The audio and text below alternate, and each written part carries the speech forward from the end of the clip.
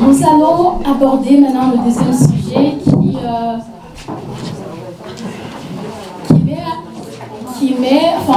parle des défis en matière d'éducation. Et c'est Eugène Zambo qui va justement développer ce sujet-là.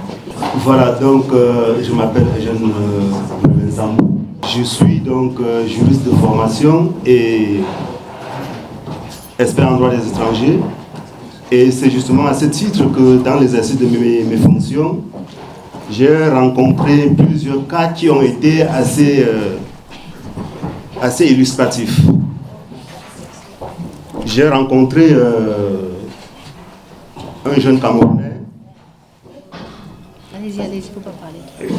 J'ai rencontré un jeune Camerounais qui a été arrêté en possession de stupes. Ça, c'est dans ma dernière carrière, la carrière actuelle.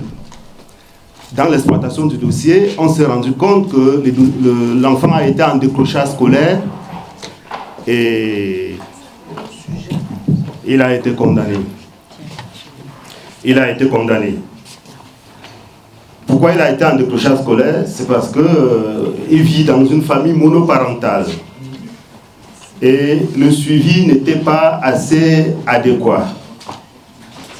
Un autre cas, c'est deux couples, enfin, c'est un couple qui se présente, ils veulent vraiment divorcer dans des conditions qui n'arrangent personne.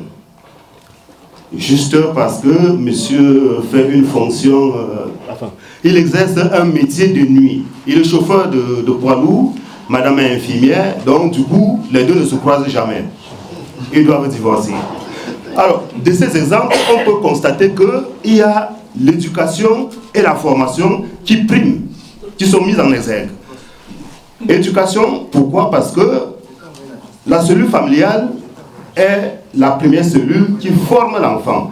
L'enfant qui a été en position de stup n'a pas été éduqué parce que la famille reste la première cellule familiale qui forme, qui éduque l'enfant. L'école ne prend que le relais à 60 ou 40%.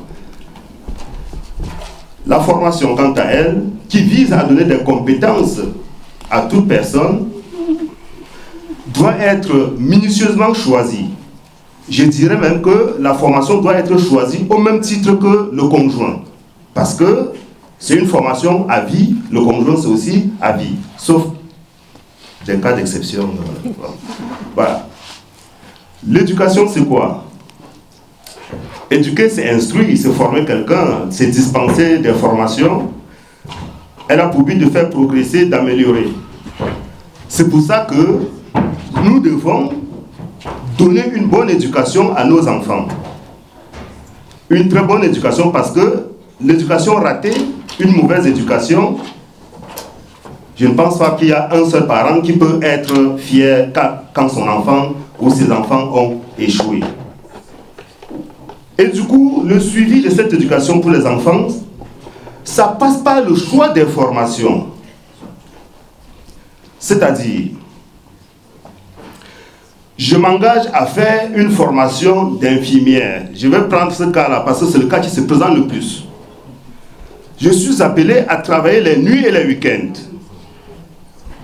Le plus souvent, le conjoint travaille dans l'ORECA. Ça veut dire qu'il a des coupés, des heures coupées, donc il fait 3 heures le matin, l'après-midi et la nuit aussi.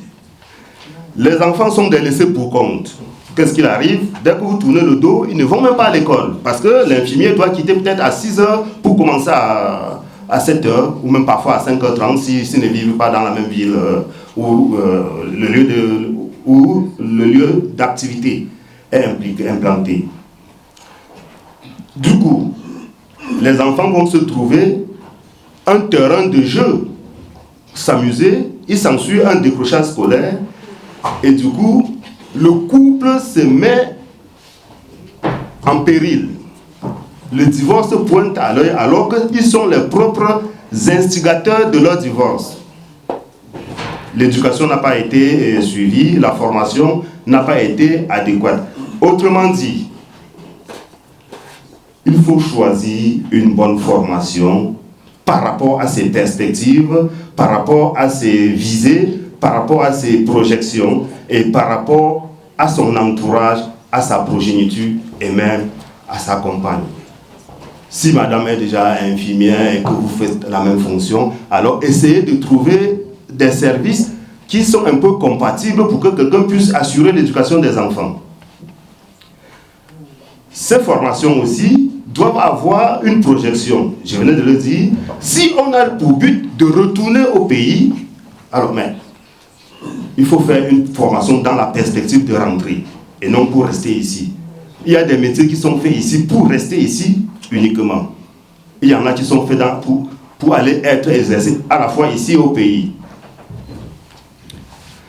Qu'est-ce qu'on constate aujourd'hui? Nos jeunes étudiants, ils arrivent, ils font le cycle d'ingénieur, ils brillent quelque temps, mais parfois, et c'est le plus souvent ça le cas, ils travaillent tellement qu'ils abandonnent et relèguent les études au second plan. Malgré tout ça, ils obtiennent quand même le diplôme. Mais quand il a son diplôme d'ingénieur en poche, c'est toujours le choix de la formation, qu'est-ce qu'il fait? Il constate que le travail de nuit qu'il fait, au délai, cumulé à ce qu'il fait dans la journée, lui donne un gros salaire au point où, s'il s'en va être engagé comme ingénieur, il n'aura même pas la moitié de ce salaire. Qu'est-ce qu'il fait? Il abandonne et quelques mois plus tard, il a un accident de je ne sais pas de quoi et puis, allez, c'est la rééducation. Il faut sensibiliser nos jeunes Camerounais, nos jeunes frères, nos jeunes sœurs, de s'entraider, de mettre la formation au centre de leurs intérêts et de la tenir jusqu'au bout. Quand on a échoué, quand on a raté, il n'y a pas de honte à se réorienter ou à refaire une autre formation. Ça, on peut les accompagner dans ce sens-là.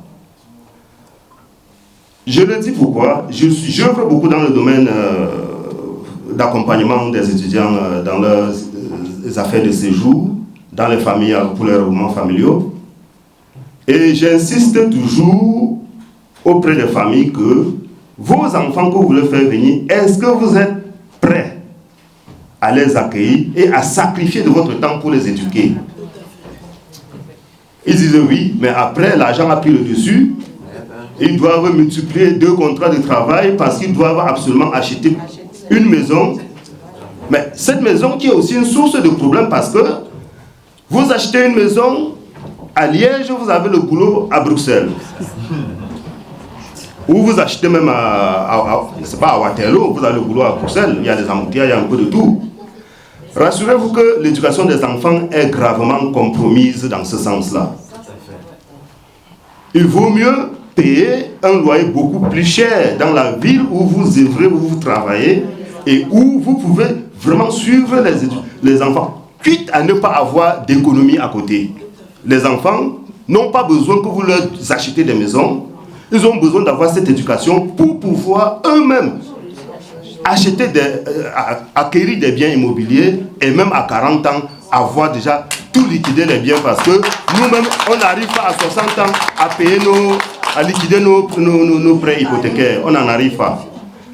Donc, c'est un appel donc à tous ces potentiels acquéreurs qui font juste la course pour avoir un bien immobilier ou avoir une formation ou un travail au mépris ou au sacrifice des enfants.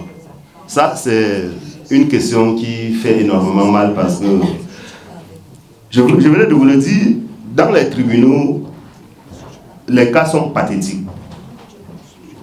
Je voyais encore 2 jeunes, un Camerounais et un Congolais, qui ont braqué le vibrage de cravate. Moi j'ai eu honte parce que j'étais en train de siéger dans les délibérés, mais j'ai vraiment eu honte que les Noirs comme ça, la peine a été fondamentale et ils ont eu le courage de se lever pour dire que j'ai 4 enfants, mais on dit, monsieur, pourquoi on ne veut pas aller travailler? Qu'est-ce qui vous empêche d'aller travailler? Ils n'ont même pas 35 ans. Après, pour solliciter le bracelet électronique, bon, bref. D'autres situations encore pires sont arrivées. En passant par des exemples, je crois qu'on comprend mieux. La dame est allée travailler. aide-soignante, bien sûr. Elle travaille le matin et la nuit. Elle a laissé les enfants. Il y a eu un incident dans la nuit. Et la police est arrivée. Et alors, on devait placer les enfants. Parce qu'il n'y a personne pour suivre les enfants. Ils sont abandonnés à eux. Mais madame me dit, alors, je vais les envoyer au Cameroun. Mais le rouleau compresseur a commencé. Ce n'est plus possible maintenant. Et puis, les enfants sont belges. Donc, allez, l'ambassade va... C'est peine perdue. Donc, c'est pour donner tout un intérêt particulier à l'éducation, qui est la chose principale dans la famille.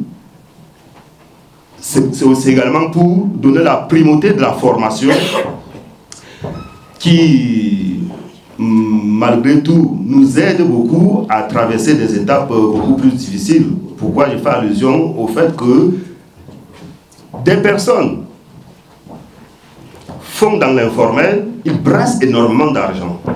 Et moi, je vais toujours vers eux, je dis, il faut profiter de ce pays et faire une petite formation. La formation vise à donner des compétences, des qualités et des aptitudes. Vise à donner des compétences, des aptitudes aux personnes pour pouvoir exercer dans un domaine ou dans un autre. Alors, ces personnes qui ne font dans rien et qui brassent de l'argent, ils pensent qu'ils ont en fait de l'argent, mais il suffit d'un coup pour qu'ils dépensent tout cet argent pour sa santé ou pour d'autres choses. Et puis, en tout cas, celui qui est formé et qui travaille a toujours un grand intérêt pour s'épanouir et sa famille avec.